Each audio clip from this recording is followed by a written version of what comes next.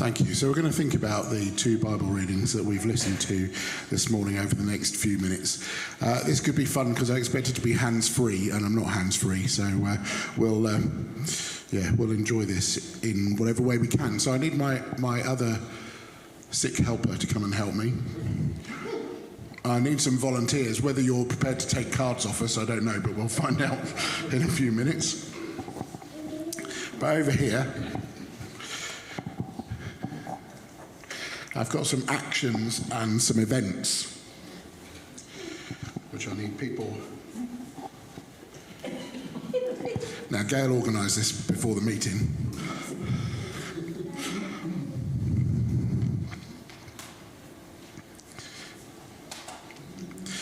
And so on this side, I've got some actions and events that have taken place.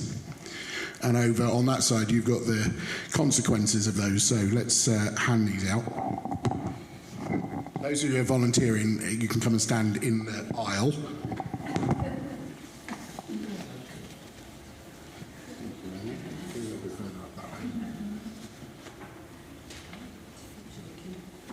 Got some more volunteers on this side. From the middle. There we go, we have that one. That one. Okay, I've got another, can't count, 1, 2, 3, 4 cards, I think. 5 cards. Thank you, Fiona. I'd like to pass that one up to Fiona. And I've got one of those as well. Lovely. Got 2 more. Okay, please don't correct yourselves. And 1 more.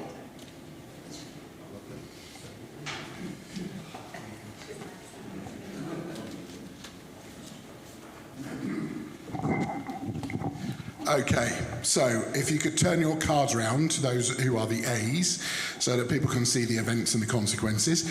Gail's going to hand out she's going to hand out the consequences without strangling anybody. See, the problem is that you can't practice this sort of thing with a congregation. You have to do it without and hope that it works. You can spread out a little bit. That will help.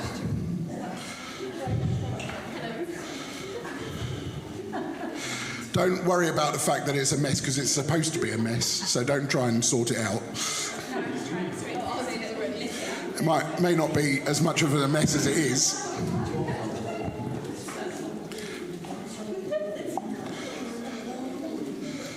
How are we doing? Nearly there.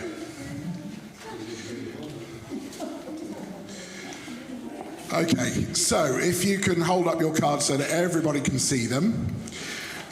See if you can work out, those of you particularly in the middle, what consequence goes with what action. So the actions are on this side, on my left, and the consequences are on my right. So let's go down them. Anya, you speed through a speed camera. What do you think the consequence might be for that one? Yes, you're fined or you lose points on your licence. That's Roger. Okay. Amy's got, you turn up late for work regularly. What might be the answer to that one? Eventually you get the sack. Yeah, we've not mixed these up very well, have we? Okay, we've got, you eat too much food. Yeah, Peter, you get indigestion. Okay.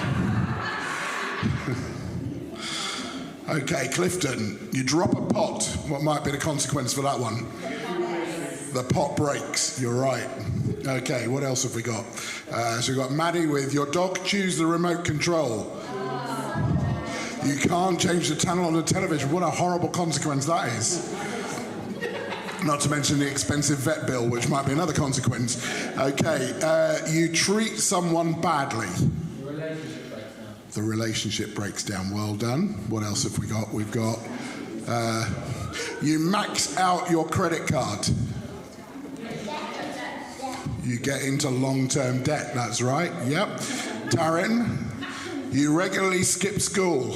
Yes.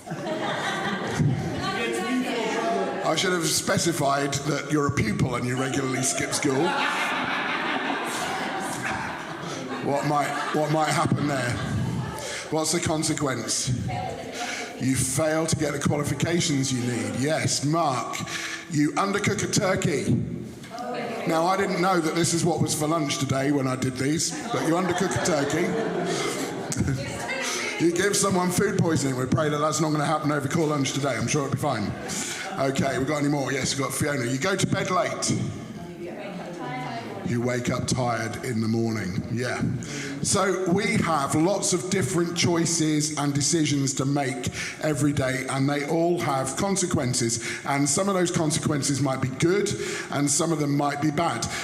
We won't spend too long on this, but can anybody have a look down A's, the events, and think of better consequences, better things that might have happened?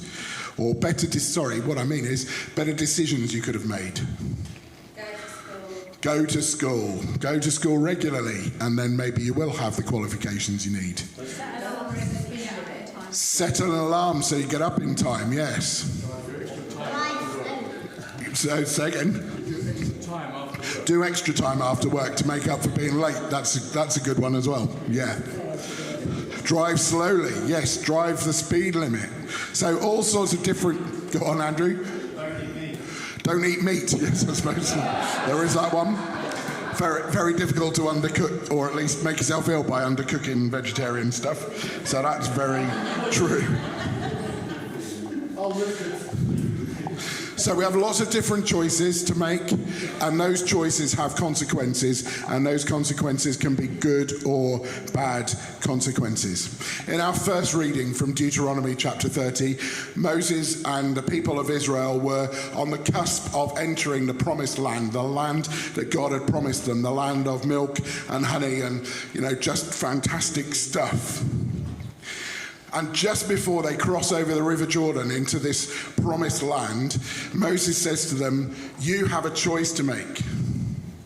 You have a choice, and that choice will have consequences. And so Moses says to them, listen, today I'm giving you a choice between life and death, between prosperity and disaster. For I command you this day to love the Lord your God and to keep his commands, decrees, and regulations by walking in his ways. If you do this, you will live and multiply, and the Lord your God will bless you and the land you're about to enter and occupy. But if your heart turns away and you refuse to listen, if you're drawn away to serve and worship other gods, then I warn you now that you will certainly be destroyed. You will not live a long, good life in the land you are crossing the Jordan to occupy. Moses is saying to the people of God, you can choose to worship God. You can choose to live the way that he wants you to live. And if you do that, then you will stay free. This is a God who freed you from slavery in Egypt. And he promises you, you will stay free if you choose him, if you choose life. Or you could turn to the idols of stone and wood that the people around you in the promised land will turn to. But if you do that, then you'll be destroyed and you'll lose the promised land. They had a choice between life and death, between blessings and curses. And Moses says, oh, that you would choose life. Oh, that you would make the good choices so that you and your descendants might live. You can make this choice by loving the Lord your God, obeying him, and committing yourself firmly to him. If that choice was put before you, the choice between life and death, which choice would you make? I thought that might be an easier question than that. If you were given a choice between life and death, which choice would you make? Life. It's easy, isn't it? That's a really easy question to answer. Yes, of course I would choose life. Of course I would choose blessings. I wouldn't choose death and curses.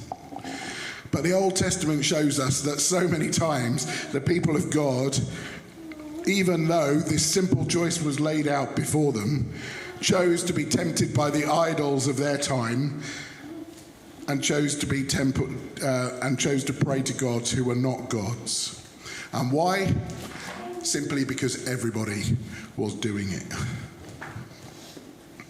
Life presents us with a series of choices. It's easy to make the wrong choice. And it's easy to get lost in the messy knot of decisions and choices we have to make every day, and the consequences that followed. The people of Israel had been rescued from slavery in Egypt, but they often made the wrong decision to follow false idols and found themselves in slavery to their idols instead. When Jesus came to earth, he asked us to make a choice too. He said, "Come to me and choose life and freedom and forgiveness for our past. Choose a new beginning. All you have to do," says Jesus, "is trust me. Choose life." Or, Jesus says, you can reject me, you can refuse to love me, you can refuse to obey me, you can refuse to follow my purpose for your life. But that has consequences. But the really good news about Jesus' choices is this. Jesus chose to take on all the consequences of the bad choices that we make. He cut the link between our bad choices and the choices and the consequences that follow.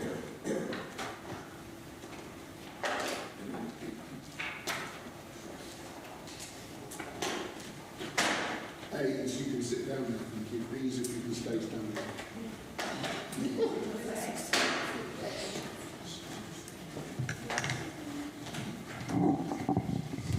B's, would you like to come? Would you like to come towards the cross and stand at the cross for me? Consequences. This is what Jesus did for us. At the cross, he broke the link between the bad choices that we make and the consequences that follow. The cross means that we are free to begin again and to start living, really living. Now, the cross doesn't mean that all the bad consequences and the mess that follows from our bad choices disappear overnight. There may still be fallout that we have to deal with, and perhaps that fallout will even take a lifetime. But we do know that in the end, Jesus will overcome those bad consequences. And we do know that we have someone who will find our way to freedom, healing, and peace. Thank you, consequences. You can return to your seat. Yeah, leave those there. Thank you.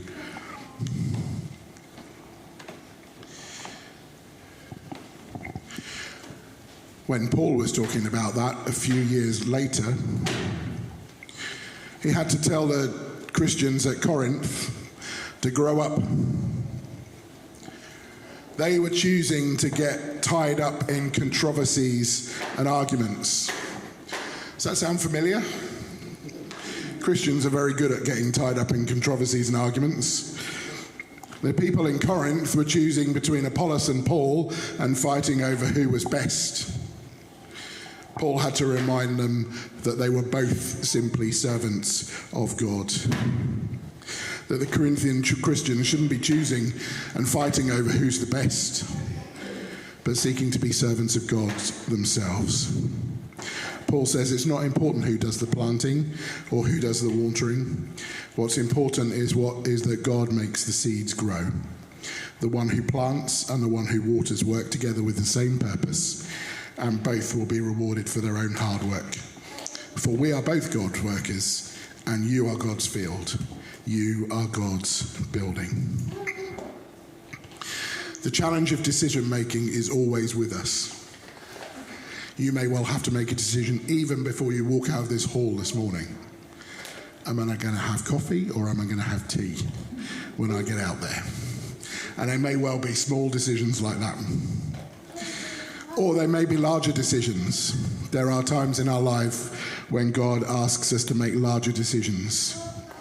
Sometimes we are going to have to choose between God's will and making money.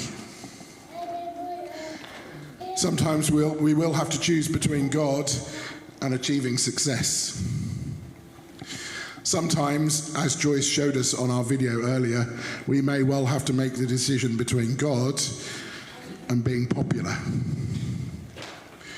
between God and his will and having many possessions. We are called to choose, to make the choice to follow Christ and to accept his forgiveness, healing and peace. We're called to act as mature Christians, respecting our differences and diversity, attempting to see things from God's perspective rather than blindly following our own agenda. Our choices will always have consequences. Jesus will face them with us, even when we get them wrong, and will help us through those consequences. But we need to ask for his guidance and listen to other people we know to be wise, so that we can choose life and the love that comes from God. We're going to reflect on that for a few moments. I've got some stones here which I'm going to ask to be passed around.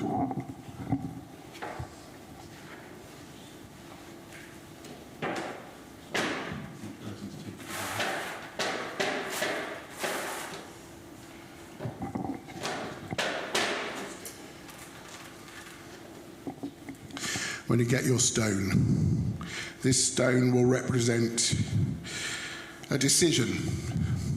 It might be an important decision that you have to make. It might be an everyday decision that you have to make. And I just invite you to reflect on that decision as you look at the stone. Maybe it's something you've got to do this week. Maybe it's something that's coming up a little bit further on. Maybe even it's the decision to follow Christ. There may be somebody here today, either in person or online, who has not yet made the decision to follow Christ. This stone can represent that decision. As you look at your stone, think through the consequences of the decision that you have to make. Think through what would happen if you don't make a decision, if you just shy away from making a choice.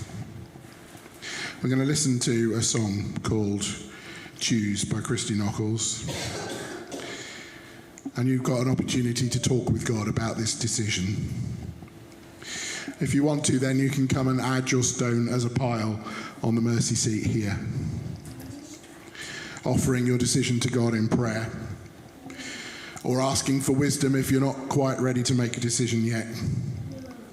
Or you might want to take the stone away with you and put it somewhere to remind you of that decision and to remind you to check in with God about the decision that he wants you to make and to continue to pray for it. Take the opportunity to thank God for the gift of choice and for the ability to make good decisions. Just take this opportunity to speak with God as we listen to this music just now.